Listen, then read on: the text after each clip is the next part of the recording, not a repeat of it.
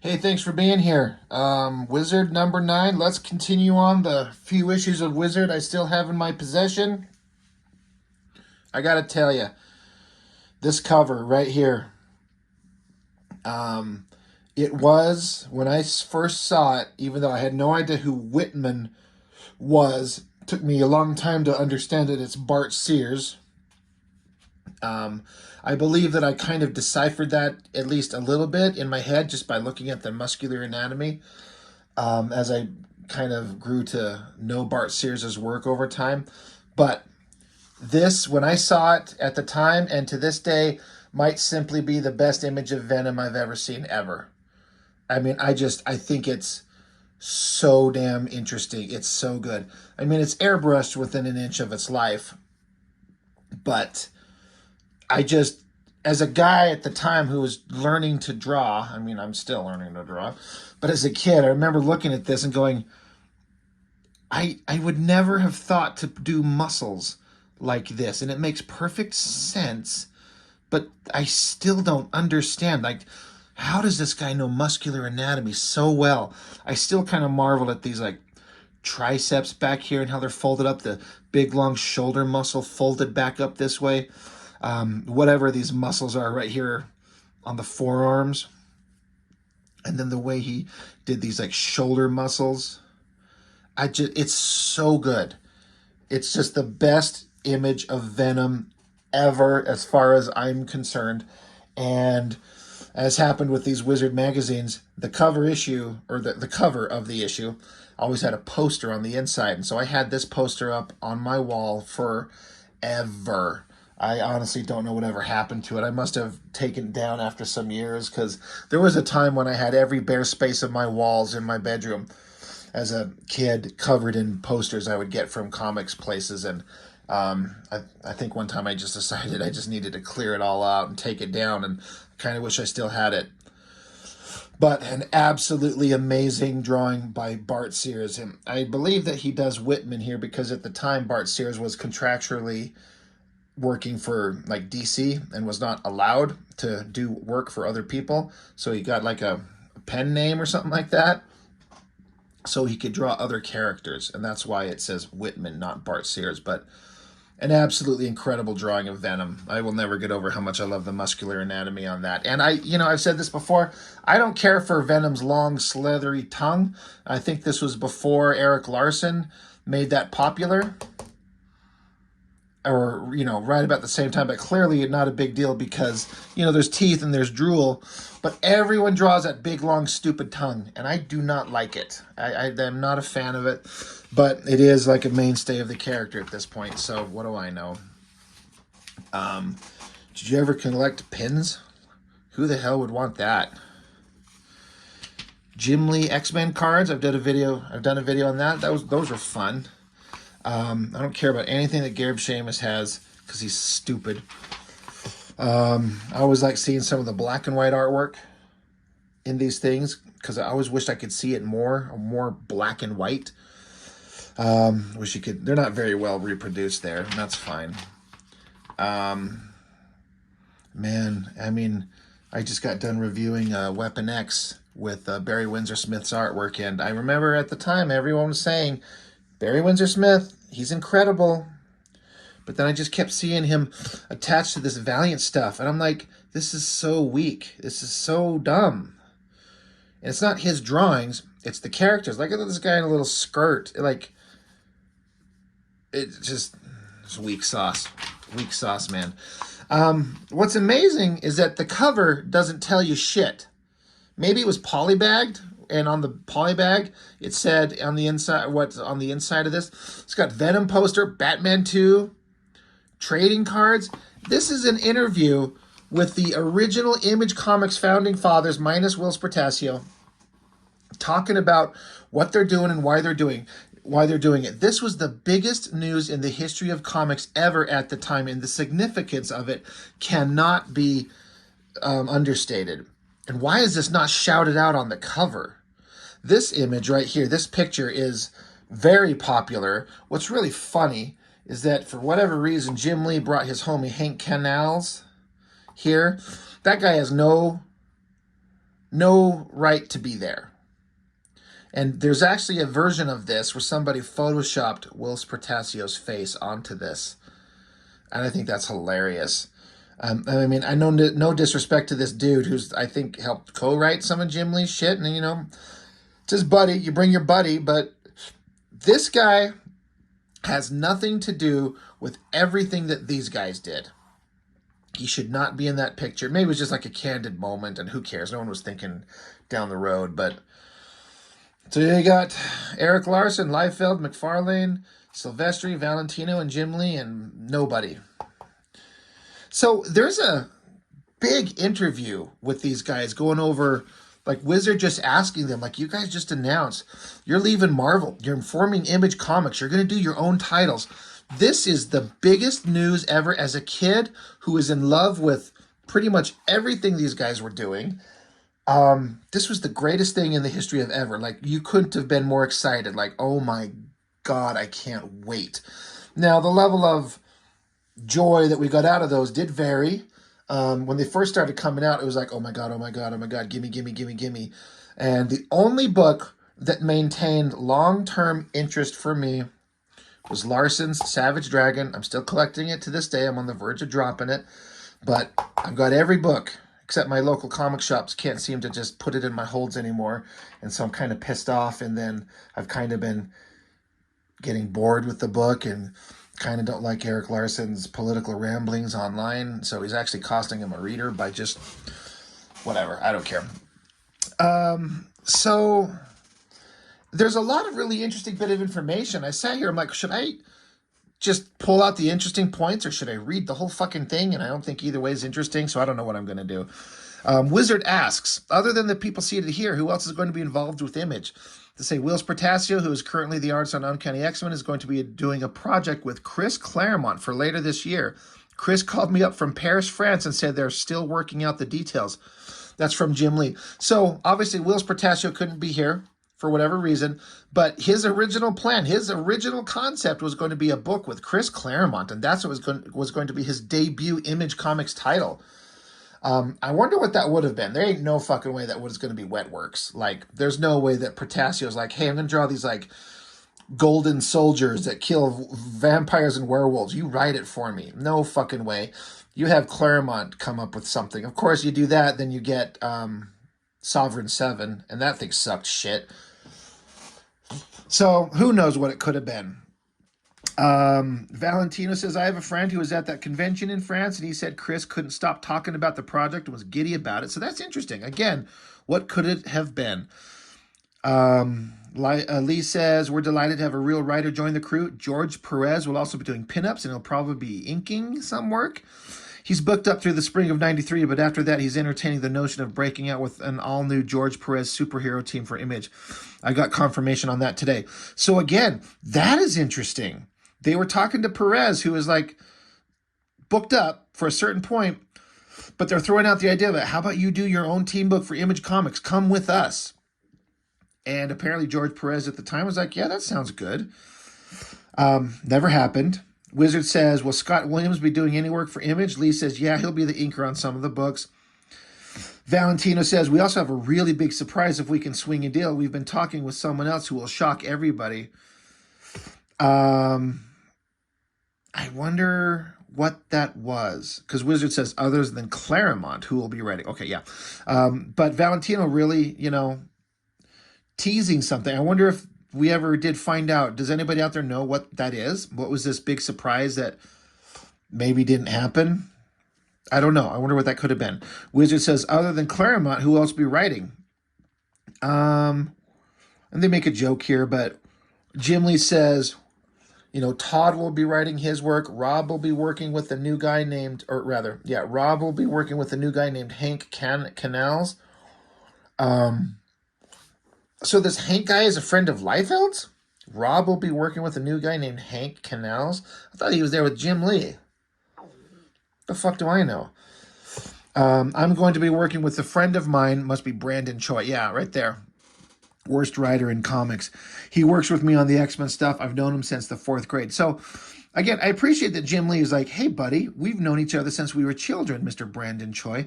Come write all the Image comics that I make.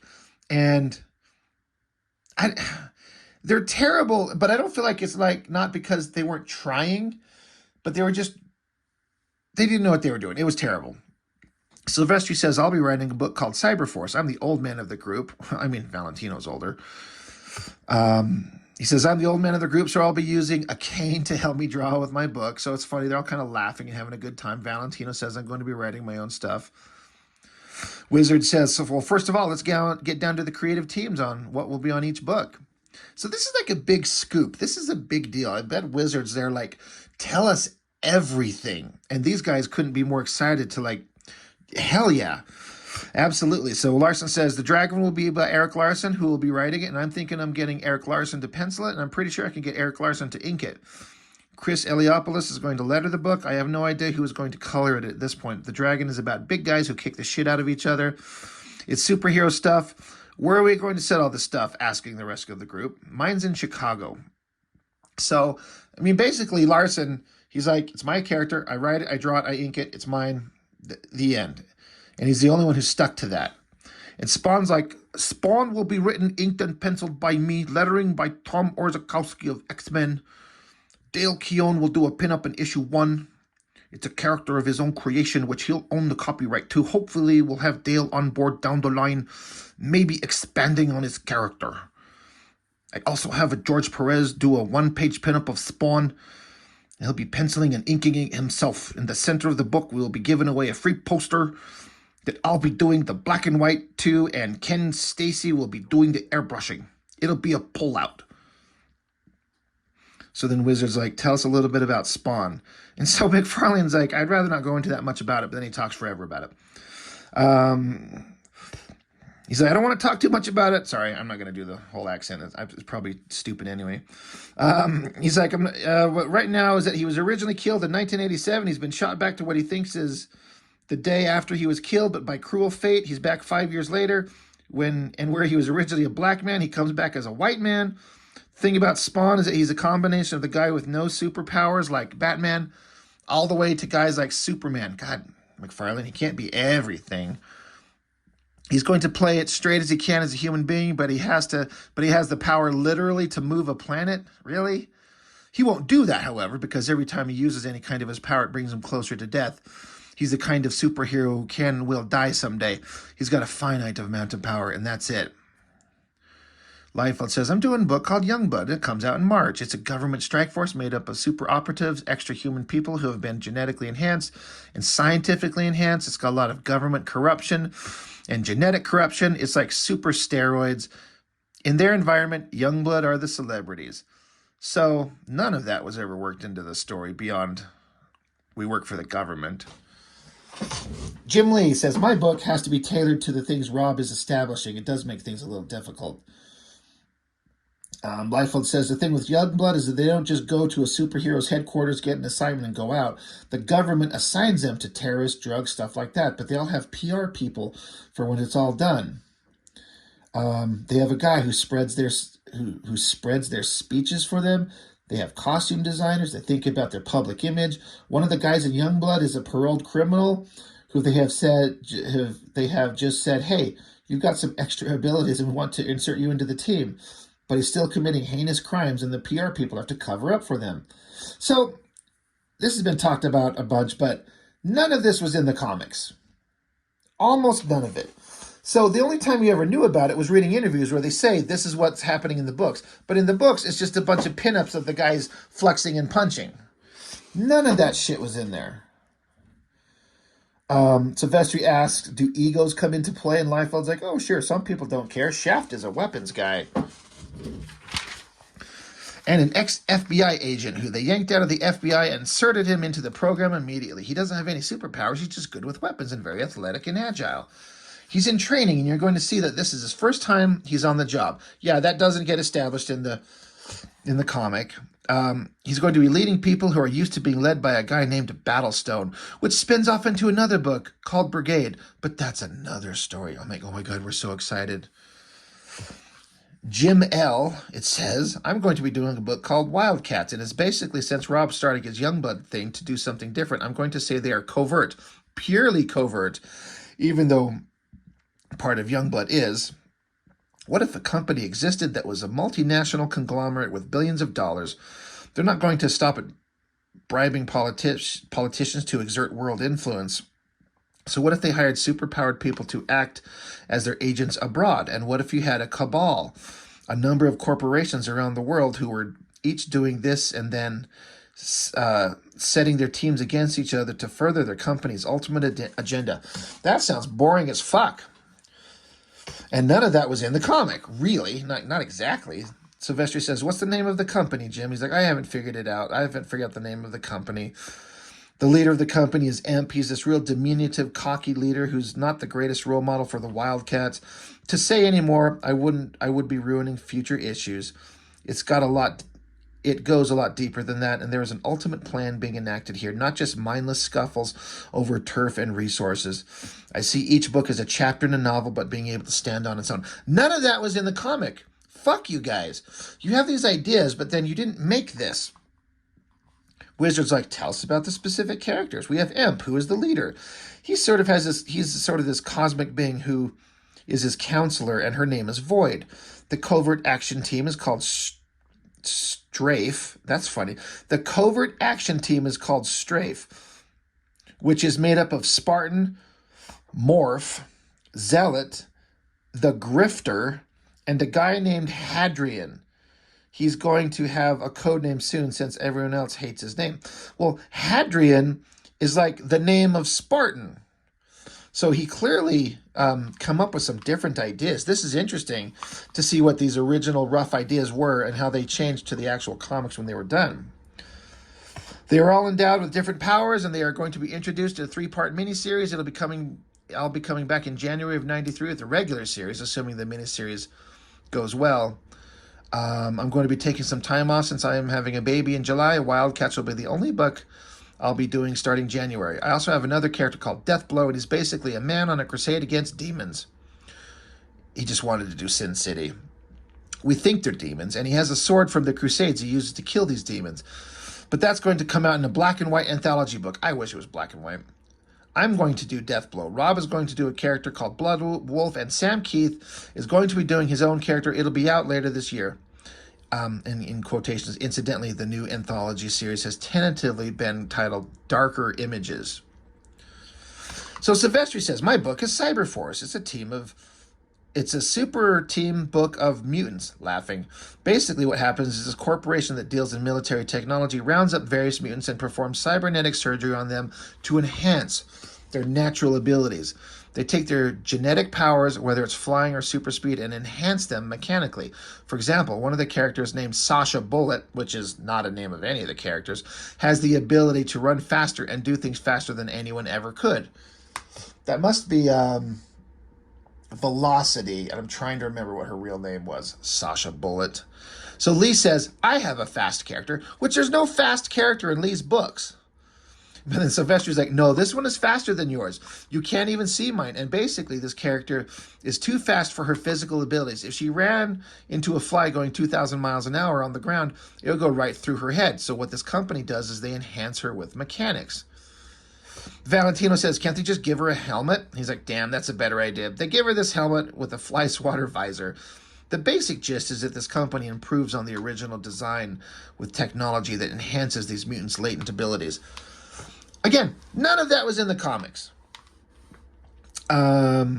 Wizard says, are there new characters that will constantly be undergoing this process, or is it more or less a set team? Silvestri says, it's a set team. Valentino adds, are there going to be any guys in this book? Because Silvestri draws the hottest girls. Silvestri says, yeah, just one. He's going to be in the background. This is going to be called Butt Shot Comics. They're laughing. The team is split either 4 men and 3 women or 3 men and 4 women, and they're not celebrities. They're not going to be on the Arsenio Hall show or anything like that. That's the domain of another book, but I can't remember the name of that right now. Haha, funny. Cyberforce starts as a miniseries through the summer, and depending on how well it does, it will come back as a regular book with twice the collectability, with the gatefold cover printed in 5 different versions and a die-cut pages actually made on the inside. I'll also be writing and drawing Cyberforce. So I feel like obviously he was joking, but, you know, I wouldn't put it past them all.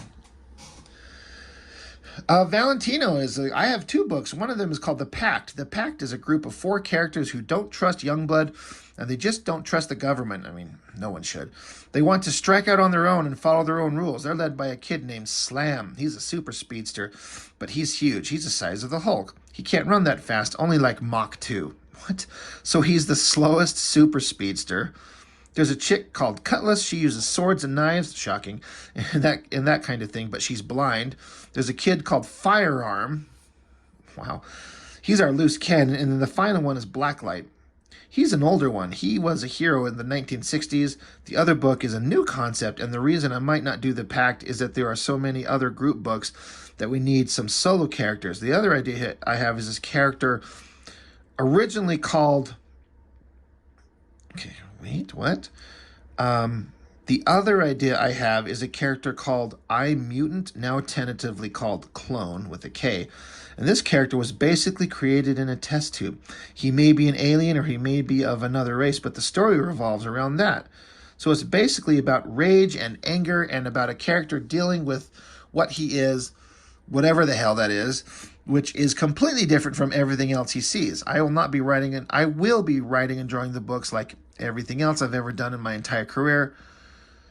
So, to all those people who say you can't write and draw at the same time, and my wife will be lettering and coloring it. The Pact takes place in L.A.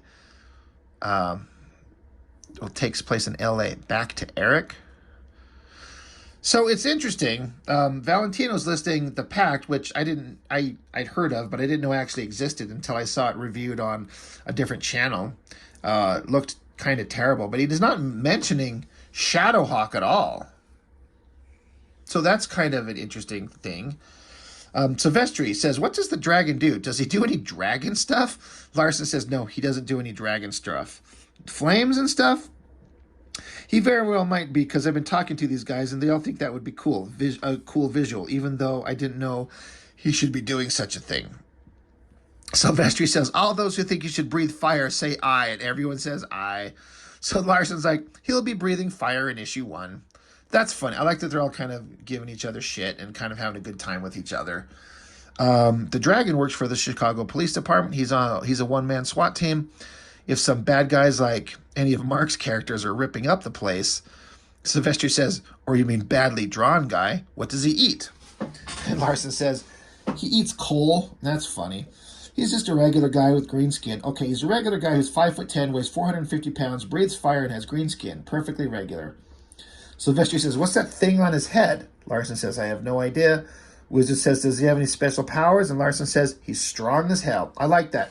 Larson is very basic. He's not like, oh, he's a clone, or they're made it up in a test tube, and he doesn't know what he is. Even I don't know what he is. Larson knows exactly who the Savage Dragon is. He's a big green guy that's strong. He's just a regular dude. That's all we need to know about the dragon, and he makes the best Image comic by far. Silvestri asks, does he fly? Larson says he does not fly. Lee says, is he magic? Does he have a whore of gold he protects? And Larson says, a what of gold? No, but he'd like to. Silvestri says, no, he said horde, not whore. Relax, guys, you're kind of stressing out the dog. So after all the guys, Silvestri and Larson and Lee were yapping on, kind of joking, McFarlane's got to bust in there and start talking about his own thing again. And he's like, the one thing that bugged me is that Superman can play ping pong with planets, and he can use the powers at any time, but this guy doesn't. He has a finite amount of power, so he can't use it. He can either use it in one day, or maybe he can stretch it out for 40 days. Larson says, is there like a little meter somewhere he can read? McFarlane says, he doesn't know. It bugs me that superheroes use their powers on a lark all the time. Silvestri's like the rest of our books, right? So, again, they're giving each other shit. But McFarlane's like, but he has to be more responsible in using his power than that. It's like spending money. You've only got $100 and it has to last you for the rest of your life. He's going to try and get through using pennies at a time. To give you an example, if he gets in a barroom brawl and 40 guys come after him, he knows he can get the shit kicked out of him. He could let the shit get kicked out of him, and he might do that because a beating isn't any big deal because he doesn't want to use that power. Every time he uses that power, he comes closer to death. He's got to make a decision. Is it worth it for me to win this time and use my powers? Another option is he's got 40 guys around him. One guy steps forward and he French fries the guy to powder. Then he crosses his fingers because the energy it takes to French fry the guy is equivalent to wiping out 8 of these guys. It's a bluff at this point that the other 39 guys will go gulp and step back. And if they do step forward, he wouldn't... Jeez, he's just going on and on. McFarlane, Jesus Christ. This is just like a Spawn comic. He's saying a lot of shit. There's lots of words everywhere, and it doesn't say anything. McFarlane is nothing if not consistent. But it's going to confuse the kids why sometimes he hails a taxi to get across the street and other times he can fly through steel. It depends on how far he is pushed. There'll be a symbolic meter in all the books to show the kids how much he uses his power and how much he still has left. Wizard asks, what's his regular identity? And Larson says, is he a cab driver? McFarlane's like, I base a lot of stuff in my life. If I were to get killed, it's almost like McFarlane just ignores them. He's like, I got stuff to say, bud. I got things to say. I'm going to tell you about Spawn. I would want to come back for one reason. I love my wife. I don't want to come back to exact vengeance on people. So this would be the first character in recent memory that comes back for love and not for hate. He wants to come back to see his wife, but unfortunately, in the deal, he gets screwed because he's not dealing with someone upstairs. It's funny, McFarlane earlier was like, I don't want to give away too much, but he's like, okay, bud, we're going to go on and on about this character. We're not going to tell you anything, but we're going to tell you everything. The devil says, okay, I'm going to give you your life back. You got to find out about amount of power, but once you're back, once you're done, you're mine. You're a white guy now. You're not a black guy anymore. Your wife is remarried. He's got kids. Blah, blah, blah. When he comes back now, he comes back with a new identity, and he can now do some of the things he thinks are right. And then it says here, after Todd's cohorts were able to wrestle the tape recorder away from him, we all took a break to munch on some chips and veggies and drink down sodas. After that, I was back to business, blah, blah, blah. Lee continues on here. The rationale behind all of it, the release schedule, is to come out with products slowly over the course of a year with high quality to ensure that we have enough exposure in the marketplace so we don't crowd each other out. I wonder how much they actually paid attention to that. That's interesting. So Vestry says all the people buying this book can rest assured that this isn't just some operation where we'll do 2 books and then you won't see another book for the next few months. We're going to be dependable. We're going to be putting these books out every month. Ha, ha, ha, ha. Right. I believe they all intended that to be the case.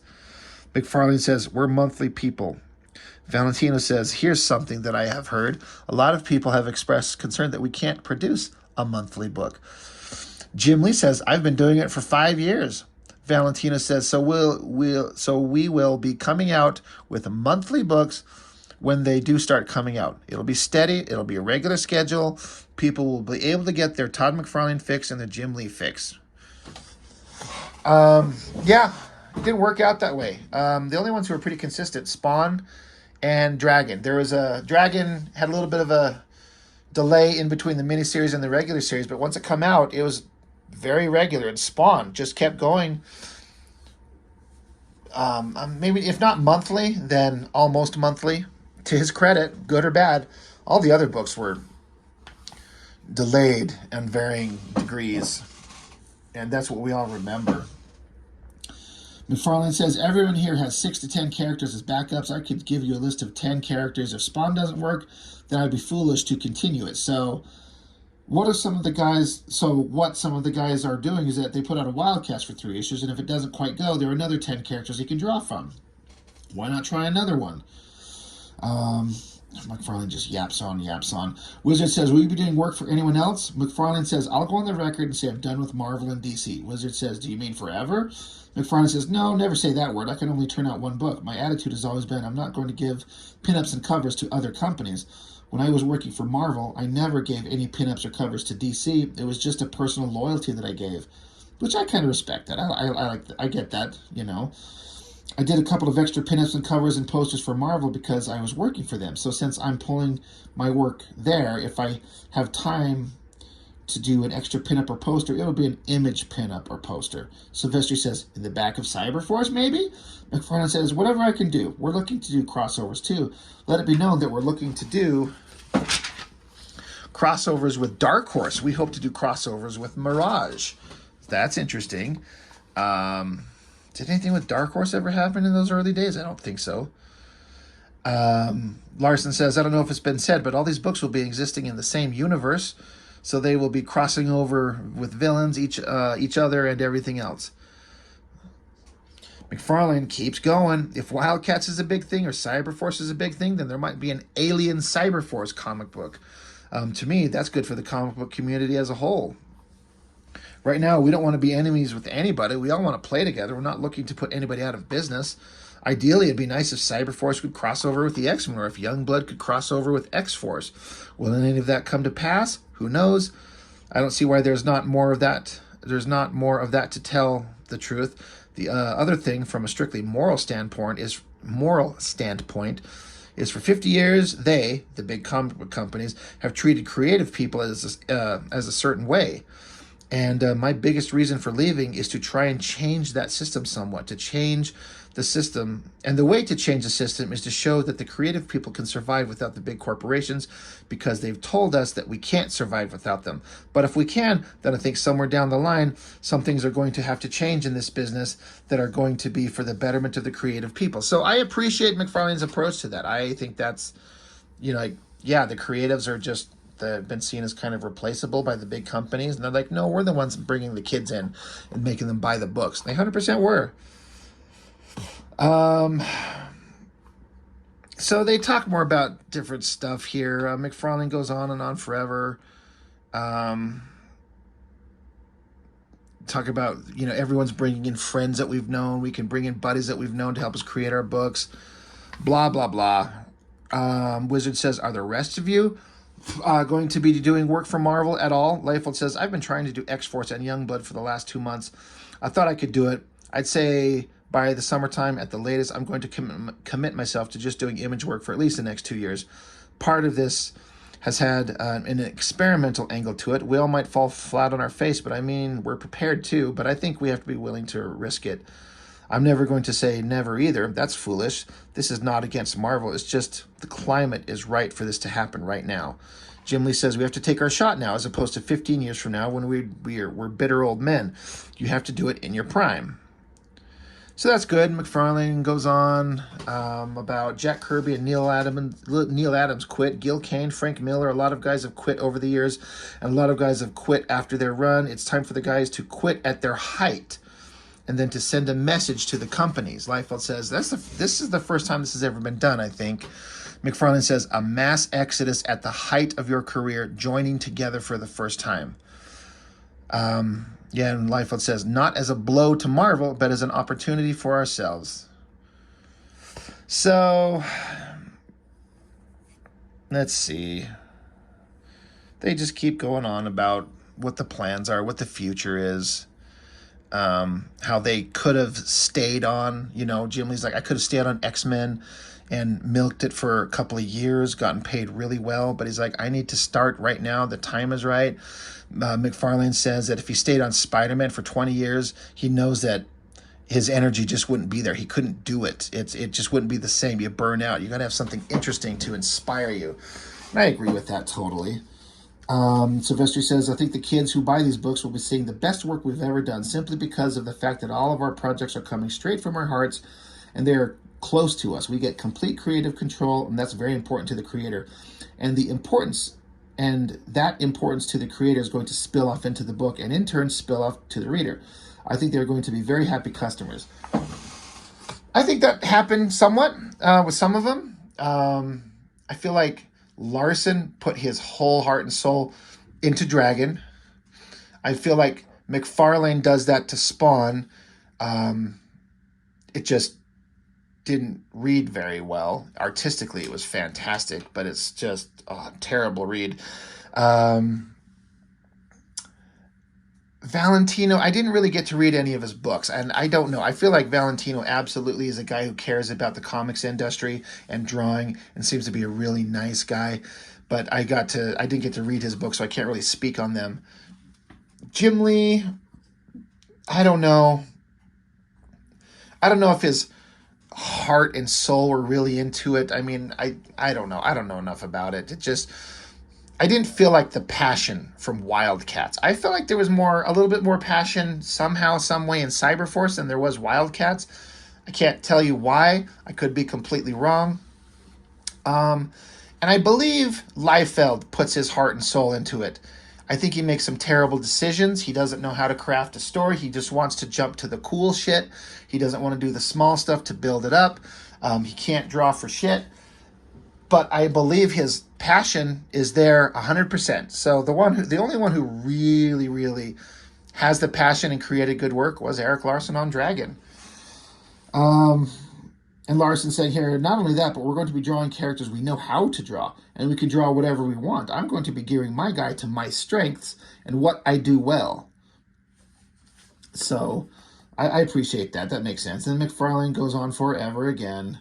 Blah, blah, blah, blah, blah, blah. Yeah. He just keeps talking forever. Liefeld continues that it's just the climate in the comics industry is right now. Like, this is the best time to do this, so they've got to do it. Let's see. And they bring up a point, like Sylvester's like, it's no longer Marvel Comics Spider-Man. It's Rob Liefeld's Youngblood. It's Jim Lee's Wildcats. It's Todd McFarlane's Spawn. It's no longer the big company's property. It's individual property. So that's obviously the big deal. They get to reap all the rewards of their efforts. And that's the way it should be, honestly.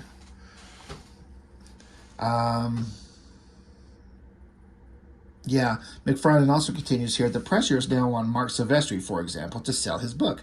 So now if his book doesn't sell, he can't say, I got a bad inker or I got a bad editor. He's got to look at himself in the mirror and say, you screwed up and you didn't get the right people, or you're not doing the right character.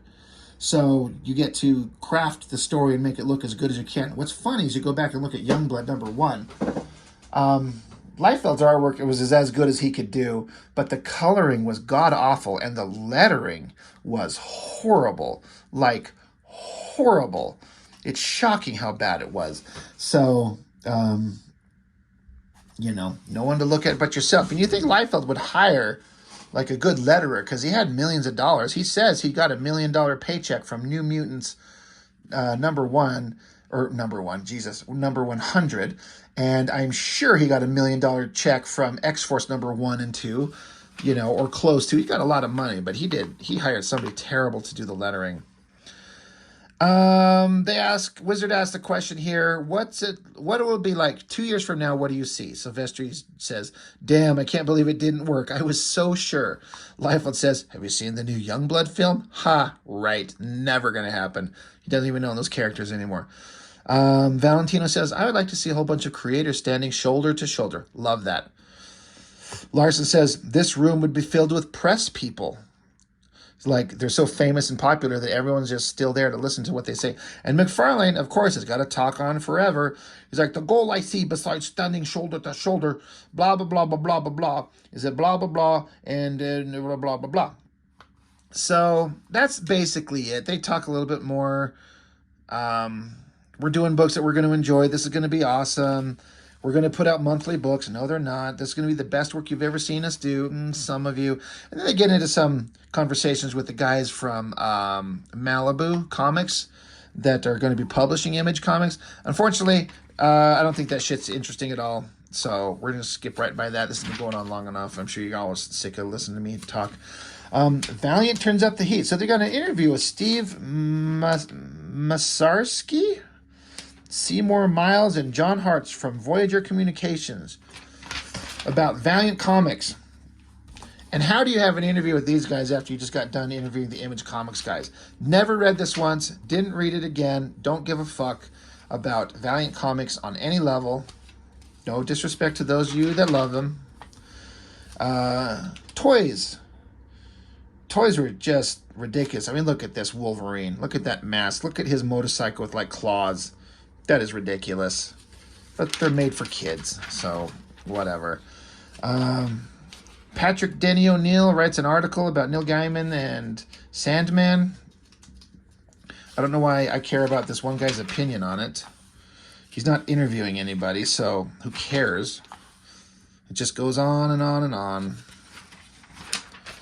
Venom, a brief history of Spider-Man's deadliest foe. If you just want to know about the history, I mean, I guess if you didn't know anything about it, you could get the history of Venom here. At least you get some kind of cool artwork. A who's who in Batman Returns. The original 89 Batman was one of the biggest cultural things in the history of ever. It's one of my favorite movies of all time when it came out. I loved it so much. Just so damn great. Batman Returns was going to be amazing, right? I mean, kind of is. But it's just a bunch of, like, conjecture. We heard Marlon Wayans is going to be in it. Sources revealed this. Blah, blah, blah. So nothing of any kind of significance. They're just trying to filler by a bunch of like, well, this is what we think's going on. And of course, we're hungry for any bit of information that we can get. Brutes and Babes, Techniques and Coloring by Paul Mount. So he takes this ridiculous Venom Solar Man of the Atom drawing and shows how he colors it. He talks about his techniques and stuff. He talks about how Dr. Martin's dyes are popular, fast and very bright, but corrections and retouches are nearly impossible. So he says also not to mention the problems of reproducing many of the colors. So he says, that's why I generally stick to acrylics and gouache for most of the work I do. So he just kind of shows the process of how he colors these things. I thought it was interesting, like this guy at the time was considered like just Paul Mounts was supposed to be this amazing colorist. I'm not saying he's not. But this is like I guess it's not a terrible drawing. It's just not great. But I don't know if it even said who does it. But there's an interview with Paul Mounts. Not really excited about that. Comics Watch. Bunch of X-Men stuff. Bunch of Spider-Man stuff. No surprise there. Amazing art from a bunch of amateur artists who throw their work in there. Jennifer Postma. That's pretty damn good. Now, that is a like Jim Lee drawing that she's kind of redone and spiced up a little bit. But as far as a reproduction, it shows some pretty good understanding. It's pretty good. Venom's kind of okay.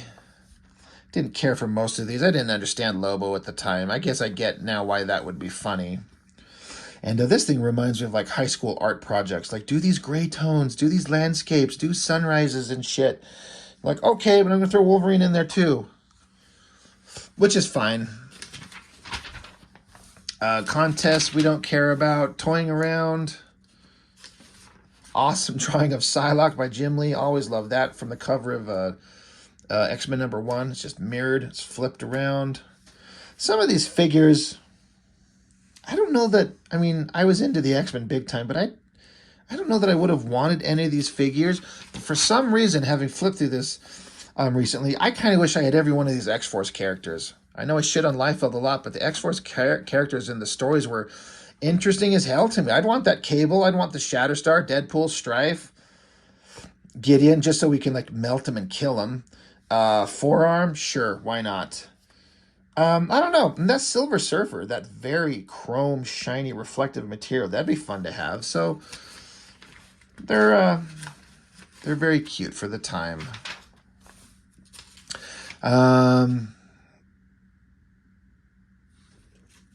This is Letters for the Toys? Yeah, Letters for the Toying Around.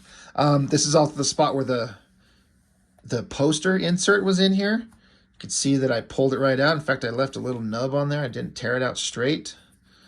But yep, this poster of Venom on my wall for years. And I wish I still had it. Alpha Flight 106 receives national attention. I did this video on that book a long time ago. It's where Alpha Flight character Northstar outs himself. He's gay. And there was a baby that had AIDS and dies, drawn by Mark Pacella of all people. It was something. I don't think there's anything worth a piss after this. Stupid comic book intelligent quotient. Yeah, those are stupid. Collecting comics in the 90s by Pat McCollum. Who cares what you think about anything? Top comics. X-Men number 8. Sure. Incredible Hulk 393 is number 2. Holy shit. That is wild. Uncanny X-Men 288. X-Men Annual number 1. X-Force 10. Spider-Man 22. So it's at the end of the Image guys drawing any of the shit that they were doing, and right at the start of what Image Comics is going to become. Like Youngblood number 2 is on there, number 18. Eventually, once Spawn shows up, I believe it goes to the top and stays at the top for forever, just for a long time. Infinity War, profoundly uninteresting. After the Infinity Gauntlet, this Infinity War thing, it just wasn't the same. It was not awesome. Youngblood number 3, reviewed all of those. Go dig them up on my channel. I got playlists for Rob Liefeld if you want to see that. X-Men number 9, one of the last issues, not the last, but one of the last, by Jim Lee. And just comics and Stephen Seamus, The Wizard of Cards. Who cares? Cards, more cards. Top comics, lots of X-Men, lots of Cable-related stuff, lots of Gambit stuff, Jim Lee's first regular issue on X-Men, introduction of Bishop, Carnage, Darkhawk, all the popular stuff of the day. Top 10 artists, Jim Lee's number 1, McFarlane 2, Liefeld 3, Wills Portasio 4, Ron Lim, out of the blue. He's in there. Good for him. Eric Larson. John Byrne, like that man should just be automatically in like his own separate category as top artist for all time for the work he did on Uncanny X-Men with Terry Austin. Like that shit is just like, no matter what he does before or since, he should always get a spot in the top up there for that, if nothing else. And then the price guide. Who gives a shit? You learn later on in life that this is all just bullshit. Who decides this besides Wizard? They can drive up the prices of anything they damn well want. So fuck that. Fuck them. And what do we get towards the back? Shows and conventions coming up. Again, I've said this before, but I always look to see if anything was happening in Utah. And of course, nothing ever was, because why would anything happen in Utah? Magic Words. Nothing interesting there. I kind of flipped through those, and just a bunch of fanboys fanboying out, asking all kinds of questions that there's no reason that Wizard would know. But it's a place, it's like you didn't have social media, so this is the centralized location for all things comics related. And so, of course, you're going to write in and ask them, is Cable really Cyclops' son? And Wizard's like, God, who knows? It's a mystery. We'll find out. Anyway, so 48 minutes of talking about Wizard. Great cover. Shocking, again, still, that they don't mention on the inside here. There's a fucking interview with all the Image creators. That would be like the news of the day. Again, maybe it came polybagged and it was printed right on front. But I got to shout out again, this cover. Holy crap, is that good. If I could have a holy grail of a couple pieces of comic art, the original work that I could ever own, man, this would be one of them. Just the original black and white. So beautiful. Anyway, Wizard 9, that's it. I got nothing else to say. I've said enough, right? So that's all. Thank you for joining. See you next time.